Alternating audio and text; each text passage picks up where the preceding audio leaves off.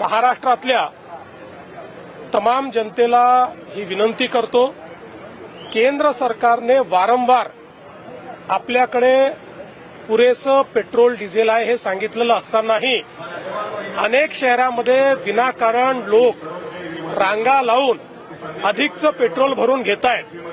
अशा प्रवृत्तीमुळे टंचाई निर्माण होते, कारण डिमांड आणि सप्लाय याच्यावर ज्यावेळेस स्ट्रेस येतो त्यावेळी अनेक अडचणी तयार होतात।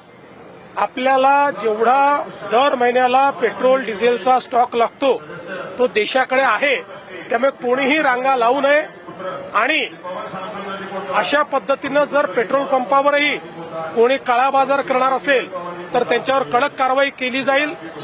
यासोबत काल एक अजून गोष्ट केंद्र सरकारने सांगितलेली आहे की आपल्याकडे खताचा भरपूर साठा आहे।